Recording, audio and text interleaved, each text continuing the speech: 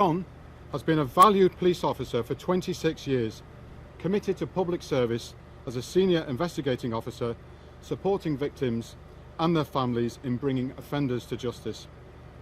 John is held in the highest esteem within our organisation. He is a credit to his family and to the police service. And of course, our thoughts are with John and his family as he fights for his life in hospital today. I would like to take this opportunity to thank the members of the public and the emergency services who worked so hard last night to save John's life. John's colleagues are understandably extremely distressed by last night's shooting. However, they remain resolute and committed to bringing those responsible for this heinous crime to justice. I also welcome the cross-party political condemnation of last night's attack. However, it is tragic and sad that there are still some who wish to drag us back to the past. I've also received numerous messages of support from colleagues, partners and politicians, as well as the public, who are all united in their support for policing. I and my colleagues are grateful for their strength of the condemnation of this awful attack. So before ACC McEwen and myself take questions, I would also like to confirm that in this fast-paced investigation, this morning we have arrested 3 men, aged 38, 45 and 47, in Omagh and Coal Island in connection with John's attempted murder. They are currently being questioned by detectives at Musgrave Serious Crimes Suite. Thank you.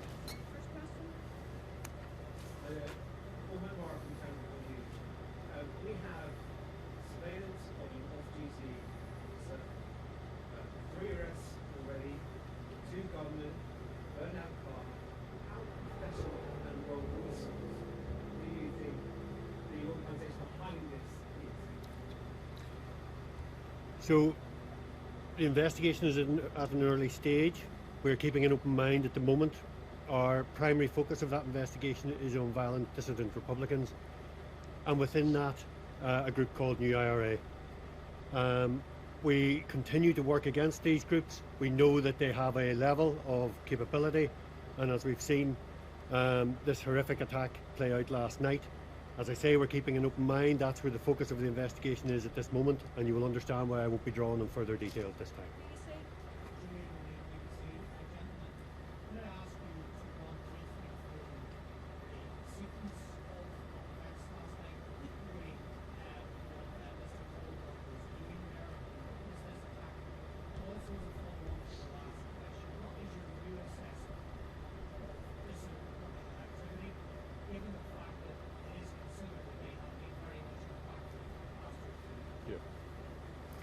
So around 8 o'clock last night, we saw that John was finishing up from coaching an under-15s football team.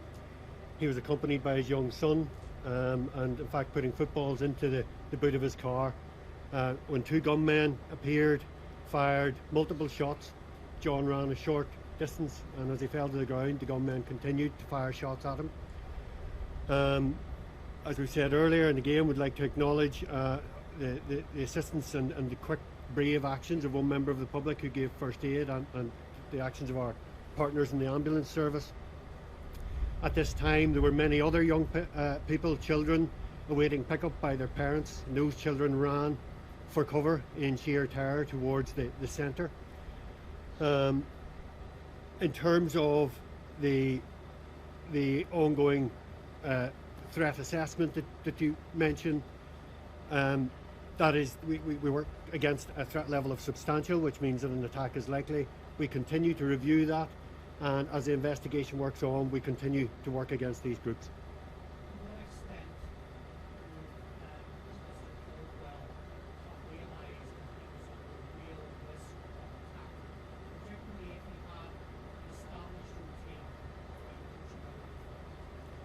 So John was a senior officer, a senior investigating officer. He had a high profile.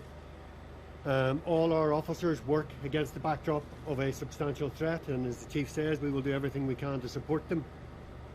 And we continue to work in that environment and our officers continue to review their own security. Again, I would like to appeal to the public with any information around either the gunmen, the vehicle, or anything, no matter how small, that they think might help this inquiry, to come forward to police.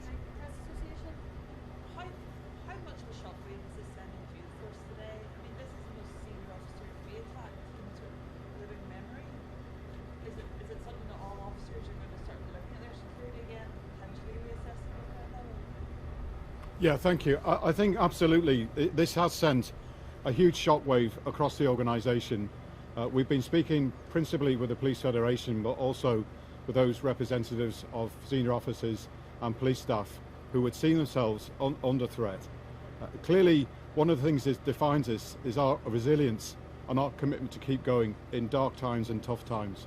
So John knows that his colleagues will now be working tirelessly round the clock to support his recovery, but also to bring the offenders that have tried to kill him to swift justice.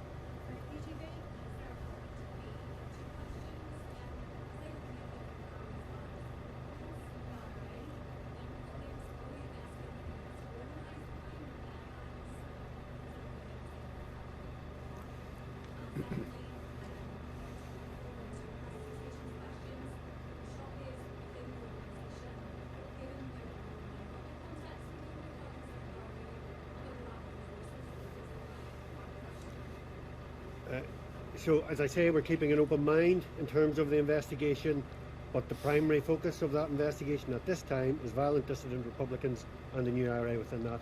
You'll understand why I'll reserve any further comment at this time. In terms of resources, clearly it's a question that's bound to come up at this difficult time.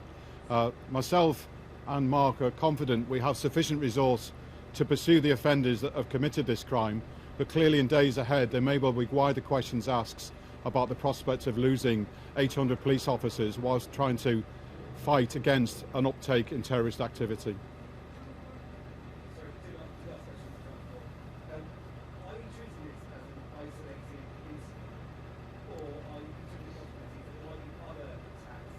And second of all, how are you? This is all thing to how are you? So, in terms of the isolated incident, as I say, I go back to the point we work against the backdrop of a substantial threat, which means an attack is likely. Our officers and staff every day working against that context.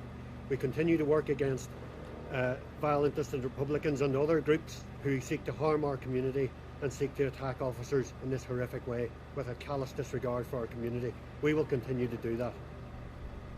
And in terms of how are we, I mean, certainly as a Chief Constable, it's the one phone call you never want to get, that you've had a colleague attacked, killed or seriously injured. So clearly it's a deeply troubling day for the organisation that suffered so much in the past, and clearly we want to send a message of support and thanks to our officers and staff who continue to fight terrorism, organised crime and protect our communities, but also to the community themselves who are blanket around us to keep us safe.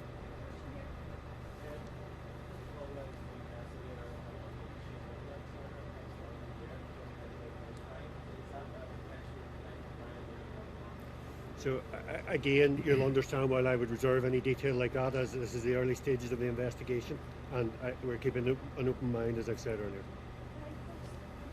Thank you.